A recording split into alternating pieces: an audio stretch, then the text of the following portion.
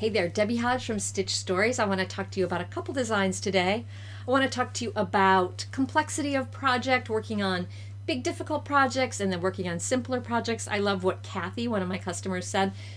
When she saw, so this one's pretty complex and this one's pretty simple. And when I was previewing it over on Instagram, showing some peeks, she said that one looks easy. And she noted that she always likes what she calls a palette cleanser, something a little easy after something a little hard. So let's start with the one that's kind of complex. This is Grow, and this came out just a few weeks ago, and I pretty much love it. Of course, I always love my newest designs a whole bunch. So there's all these little compartments here that have different aspects of gardening, and this is what I really, when I started designing kits for Stitch Stories, I wanted there to be, when I think of sampler, I think of discrete areas. I think of a first sampler that I did when I was very young, a teenager, or maybe even whatever. I was young. And I remember there was a barn, there was a chicken, there was a tractor. There were little bits that I could do. And here with Grow, we give you little pieces you can do. The focal point are these sunflowers in the middle, and boy, do you have a whole bunch of stitching to do there.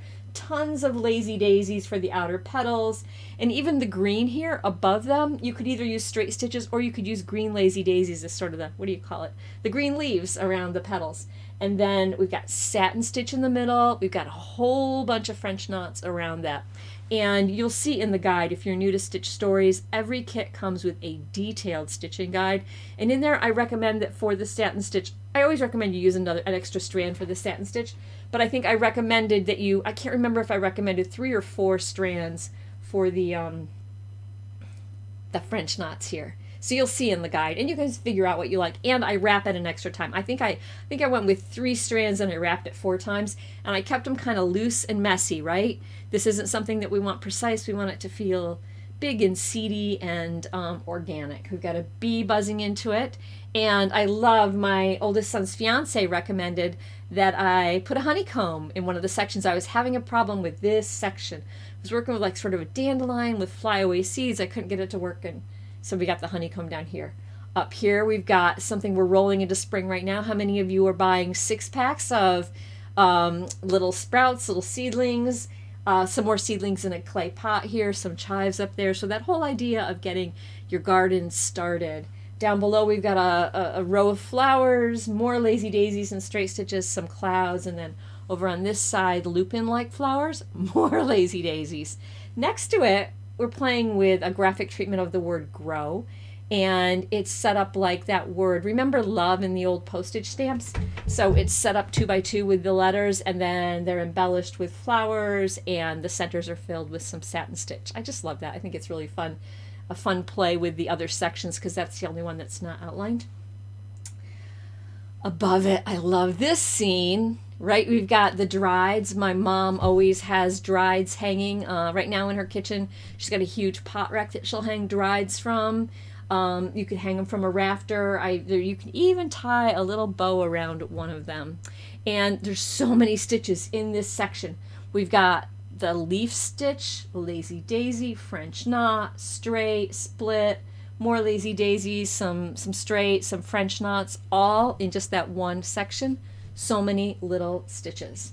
Moving on over here, we've got a field of flowers, and that's Grow. It's going to take you a bit of time to do this. I mean, not months and months, but it'll take more hours than some of our designs. But I want to recommend, as Kathy suggested, that once you've done that, you cleanse your palette with something easier. And this is our patchwork design.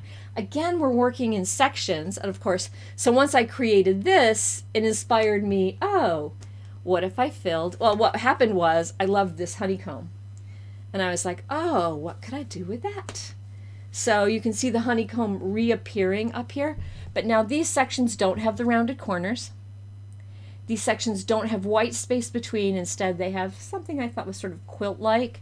We've got nested fly stitches. I love the fly stitch, how versatile it is, how many things you can do with the fly stitch. So these fly stitches are nested.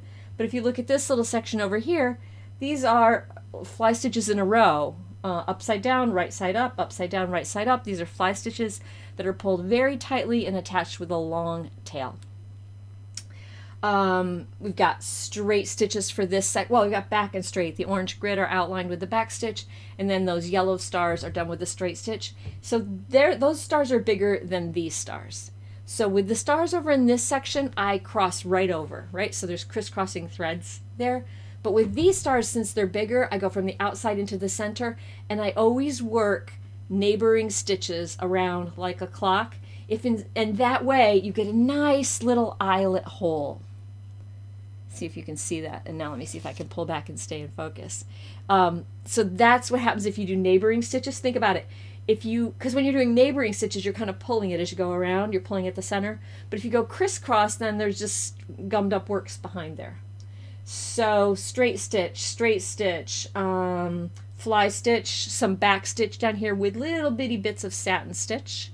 And then we've got the back stitch for the waves. And here's Lazy Daisies. But if you wanted to push the easy button here and keep this even more simple and get done more quickly, you could use 2 straight stitches for each petal. It'll look just as good as the Lazy Daisies. It'll go a lot faster. And you may not be able to see, but between each section, there is some back stitching in a light driftwood color. So that's Patchwork. This is Grow, right? We got a busy design and a simpler design. They're both really, really fun to stitch. So if you've got any questions about stitching either of these, you can be sure to drop me an email, or if you're watching this on Facebook, comment on the Facebook post. But happy spring stitching.